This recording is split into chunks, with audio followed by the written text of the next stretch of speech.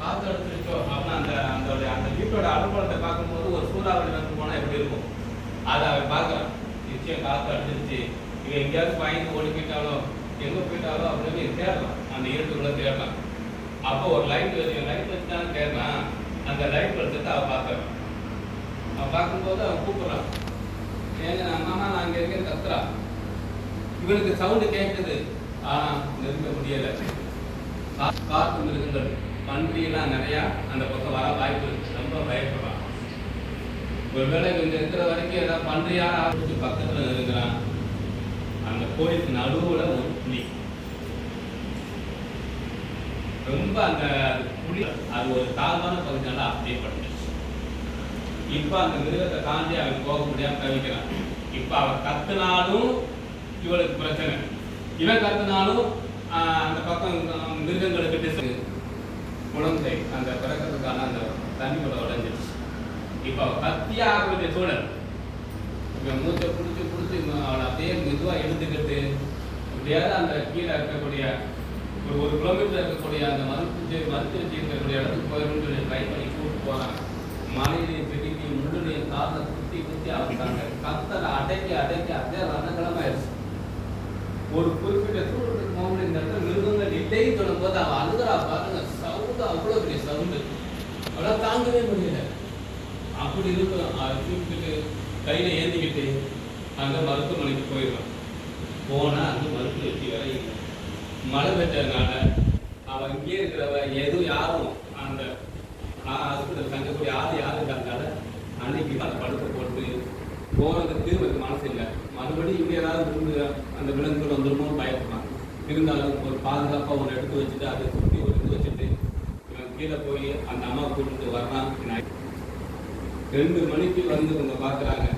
அதனால அவங்க தண்ணி அந்த இதெல்லாம் கொடுத்து ஒரு 1/2 மணி நேரத்தில் குழந்தை பிறக்குது.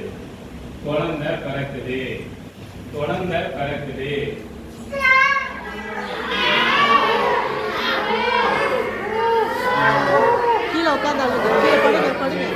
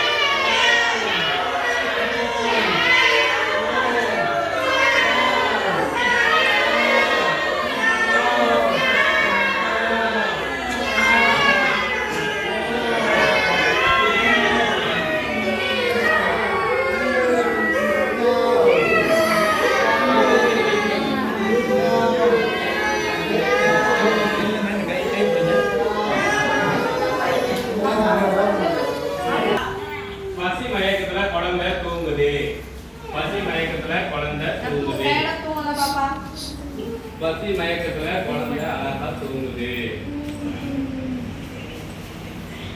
அவங்க அம்மாவுக்கு இப்பதான் கொஞ்சம் லைட்டா நினைவு தெரிஞ்சு குழந்தைய பார்க்கிறா. தூக்கி வாரி இணைச்சு அந்த நெஞ்சு அப்படியே அணைச்சிக்கிறார். அந்த குழந்தை பால் குடிக்குது.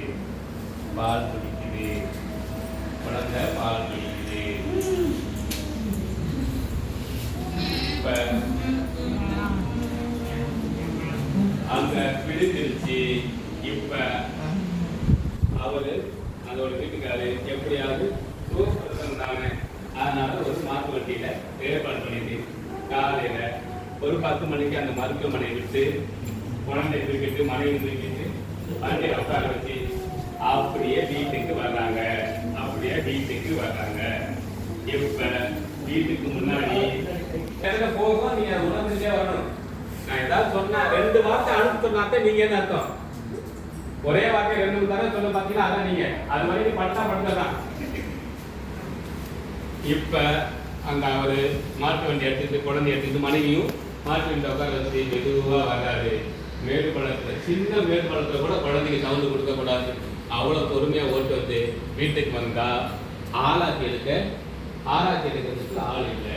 இவர் நிப்பாட்டிட்டு மாடனை கட்டிட்டு அந்த 2 வீட்டுக்குள்ள நிப்பாட்டி வச்சுட்டு அந்த பறந்து கொடுத்து எப்போது கொடுத்து அதெல்லாம் அதுக்கு முன்னாடி நிப்பாட்டி வச்சுட்டு இவர் தீப்பெட்டியும் அந்த ஆராத்தியும் கேட்கறாரு, கிடைக்கல. ஏன்னா காத்துக்கு ஏற்கனவே எங்கெங்க பறந்துச்சு இல்லை. அவருக்கு பொறுத்தவரை அது மேலே டாப் இல்லைனாலுமே அவன் வாழ்ந்த வீடு. ஆனால் முறைப்படி வெளியே போயிட்டு வந்திருக்காங்க இல்லையா, கண் திருஷ்டி படுத்தணும். ஏற்கனவே ஒரு ஆள் தான் இருந்தாலும் நம்ம அப்படியே பழகிட்டோம். எப்படியாவது ஆராய்ச்சி எடுத்து நம்ம பொண்ணையும் பையனையும் அந்த குழந்தையும் எப்படியாவது வீட்டுக்குள்ள அழைக்கணும்னு ஆசைப்பட்டு மறுபடியும் கோயிலுக்கு ஓடுறாங்க. அங்கே இருக்கு தீப்பெட்டி, உனக்காகவே காத்திருக்கிற கற்பூரம், தீப்பெட்டி ஆராய்ச்சி எடுத்து வீட்டுக்குள்ள கூட்டு போகிறான். கூட்டு போயிட்டு அவங்க ரெண்டு பேர்த்தையும் அந்த இங்கே வந்து அப்படியே அழகாக தோன்றுது. வீட்டை கட்டி முடிக்கிறான் நைட்டுக்குள்ள. அந்த காலைல வந்து ஒரு 10 மணிக்கு வந்தது, ஈவினிங் 6 மணி ஆச்சு. ஓரளவுக்கு அவனால் முடிஞ்ச அளவுக்கு அந்த வீட்டுக்கு அந்த டாப்பை போட்டு முடிக்கிறான். இப்போதான் குழந்தை மறுபடியும் அழுகுது.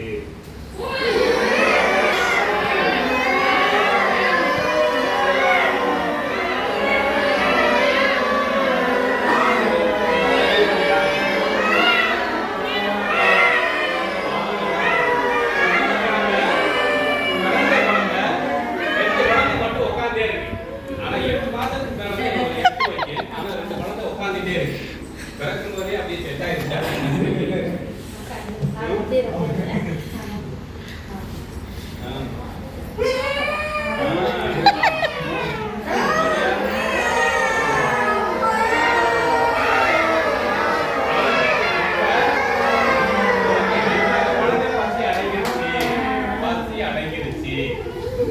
இப்ப அந்த குழந்தைக்கு வயசு 6 மாசம் குழந்தை. லைட்டா அப்படி தவறுது, அப்படி பிறந்து படுத்துது, முடியாம மருத்துவ கொடுக்குது.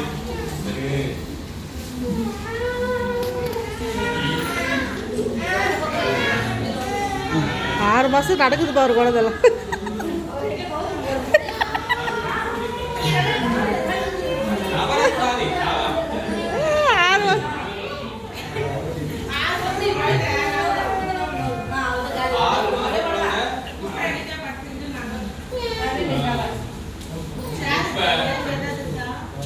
இப்ப 8 மாசம் ஆயிடுச்சு. 8 எழுந்து நீங்க ட்ரை பண்ணுங்க.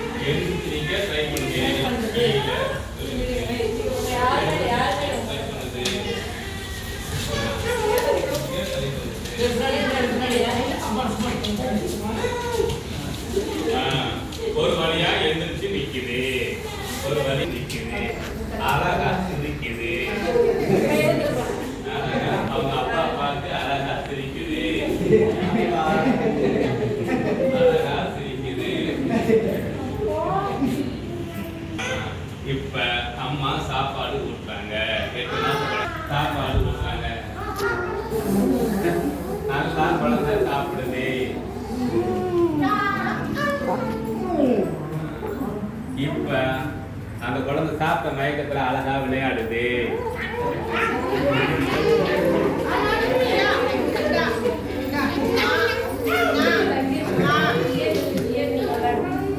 இப்ப டயர்ல மறுபடியும் தூங்கிடுச்சு.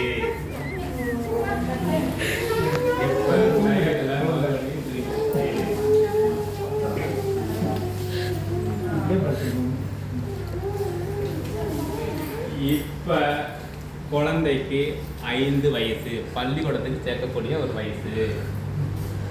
இப்ப அப்பா வந்து குழந்தைய பள்ளிக்கூடத்துக்கு சேர்க்கிறாரு. குழந்தைய பள்ளிக்கூடத்துக்கு சேர்க்கிறாங்க.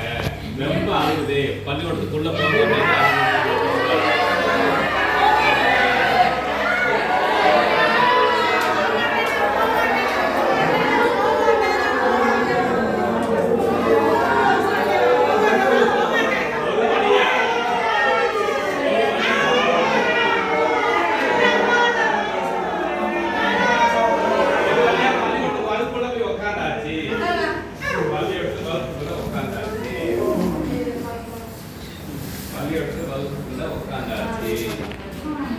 இப்ப டீச்சரு ஒவ்வொருத்தரையும் அவங்கவுங்க பேரை கேட்கிறாங்க.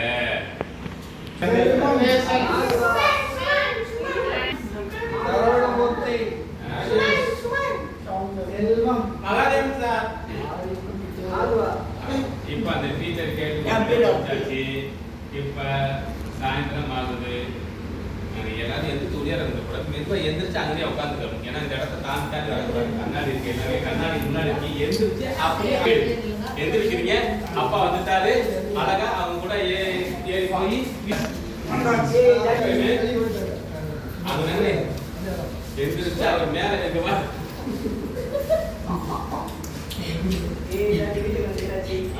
வீட்டுக்கு வந்தாச்சு. மேல மேல ஏறி உட்காந்து